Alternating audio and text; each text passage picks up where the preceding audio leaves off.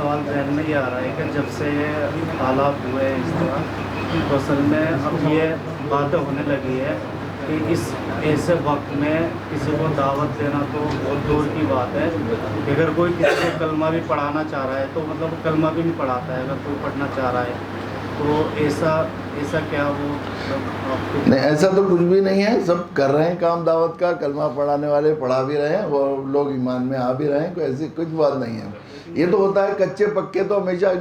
جو ہے نا وہ مٹی کا برتن بھی خریدتے ہیں تو ٹھوک کے دیکھتے ہیں۔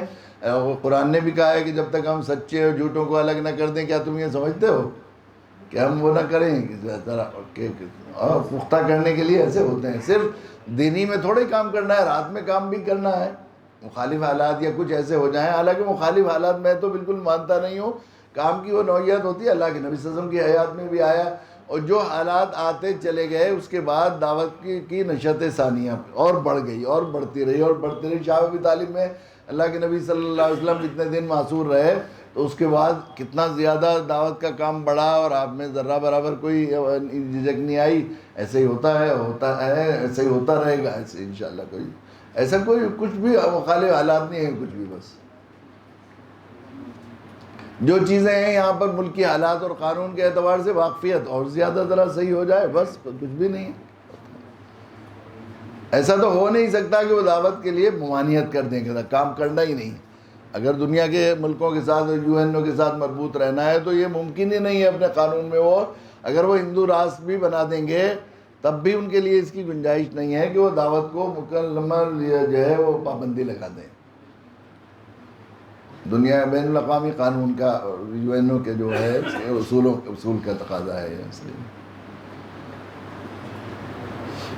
اس سے راستے کھلتے ہیں ذمہ داروں تک۔ بہت سے لوگ، کتنے لوگ کیسے اللہ کے بندوں کی ہدایت کے فیصلے ہوتے ہیں، کس طرح کس سے کس کو ملواتے ہیں، کس طرح ہوتا ہے، یہ تو سب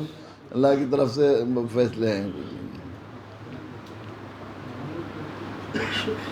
سوال یہ ہے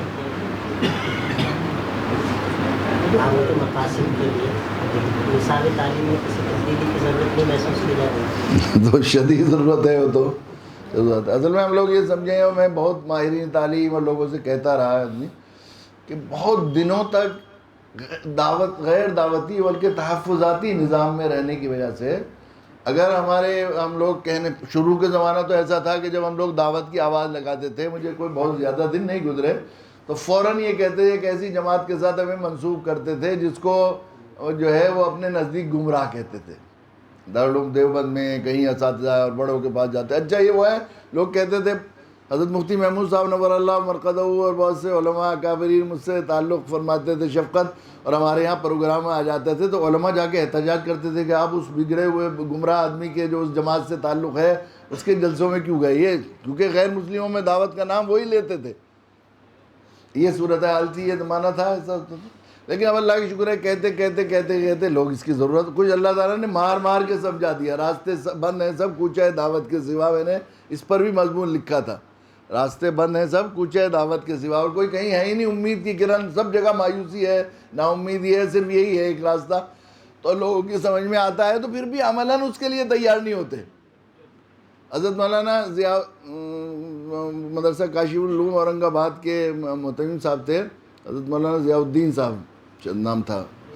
ریاض الدین صاحب بہت بڑے عالم تھے، بڑے اسکالر تھے، بہت محبت فرماتے تھے مجھ سے۔ یعنی اورنگ آباد ایئرپورٹ پر رک کر مجھے کہیں جانا ہے تو وہ آخری درجے کی بیماری پر بعض دفعہ ویل چیئر میں ملنے آتے تھے، اتنا پیار کرتے، پیشانی کو بوسہ دیتے بہت ہی۔ تو وہاں پر ایک دعوتی کیمپ لگا، وہاں پر ہمارا دعوتی کیمپ لگا، تو اس میں یہ ہوا کہ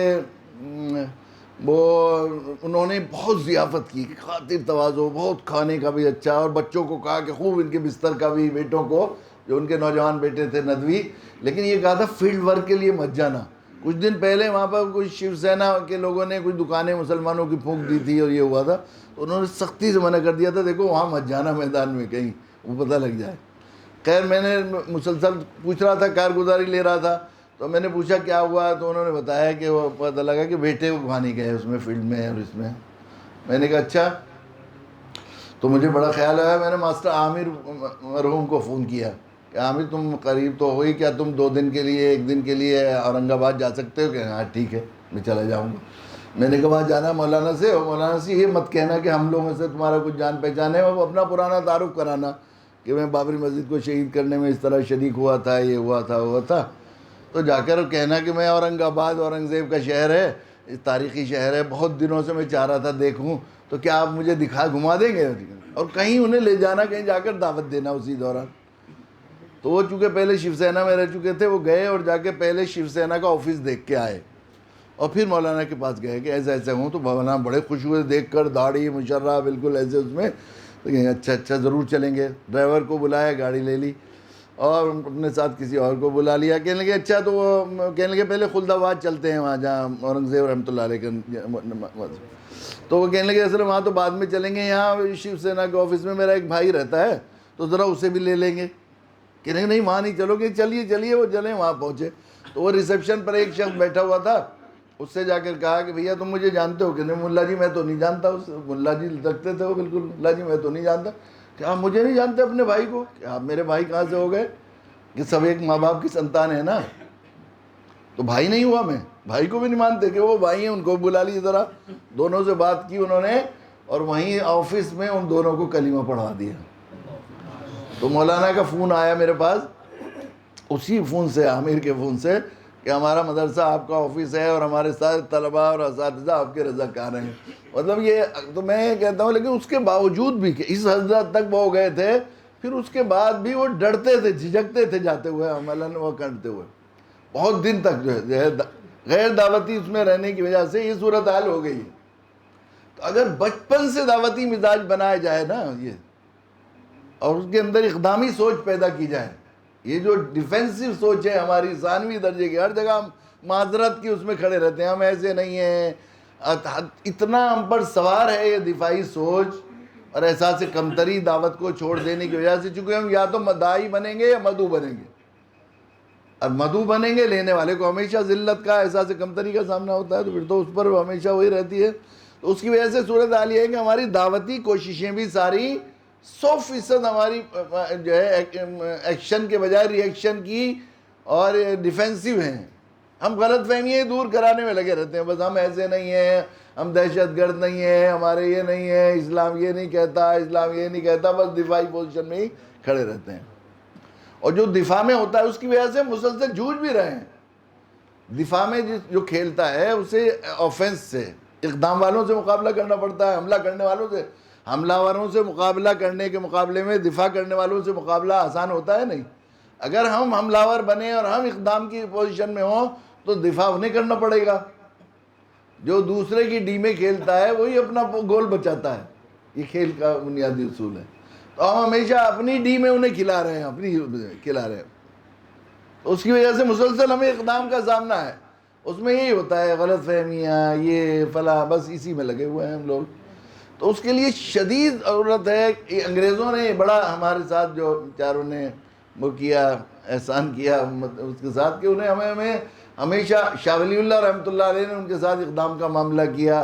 اور شاہ صاحب نے نصاب کے سلسلے میں مولانا عیسیٰ منصوری نے باقاعدہ بہت سی چیزیں ایسی لکھی ہیں اور اس کی وضاحت کی ہے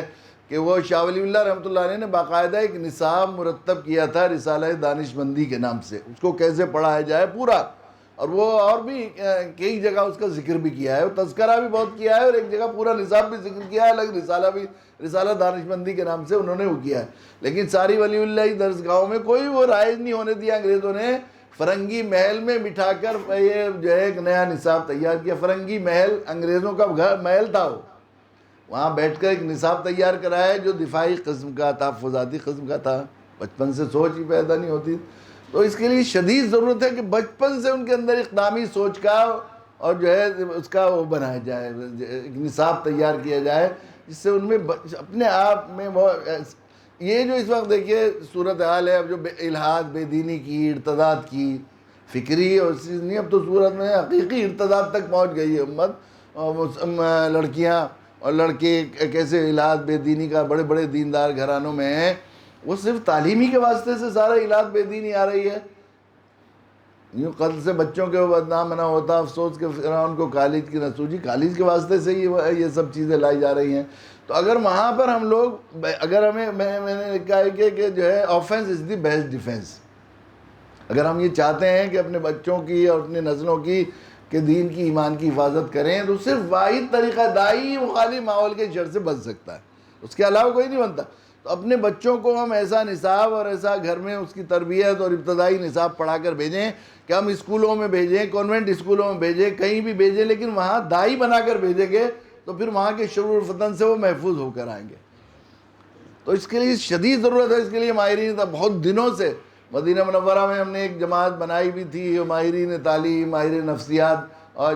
جو بچوں کی نفسیات کو واقف ہیں، اور جو دینیات کے جو قرآن و سنت کے ایکسپرٹس ہیں، الگ الگ لوگوں سے اس سلسلے میں درخواست بھی کی ہے، اور بھی بلکہ مولانا افضل ندوی ہمارے ایک ساتھی ہیں جنہوں نے دینیات کا جو نصاب ہے مکتب مکاتب دینیات کا، اس میں خاص بنیادی ان کا رول رہا ہے، ان سے بات بھی ہوئی ہے۔ انشاءاللہ کوشش ہو رہی ہے کہ ابتدائی زمانے سے لے کر ایک دعوتی نصاب تیار کیا جائے تاکہ بچوں میں اور جو ہے اقدامی سوچ پیدا ہو، یہ جو احساس کمتری یا تحفظاتی سوچ ہے اس سے وہ بچے نکلیں، اس کی شدید ضرورت ہے۔ جی جزاک اللہ۔ ایک سوال جی ان کو پہلے آپ نے کر لیا تھا ان سے، جی بچوں کو ذرا جی السلام۔ ایسا نہیں پوچھ رہا تھا، چاہ رہے تھے کہ غیر مسلم بھائی اگر کلمہ پڑھ لیں ہاں پھر اس کے بعد وہ اپنے اصل عمل پہ باقی رہیں تو کیا کلمہ پڑھنے کا ان کو کچھ فائدہ پہنچے گا؟ جی بالکل بالکل پہنچے گا جی انشاءاللہ۔ اگر آپ نے جو ہے سمجھا دیا ہے ان کو شرک، اور شرک سے توبہ کے لیے انہیں کلمہ پڑھایا ہے معنی سمجھا کر، تو انشاءاللہ وہ،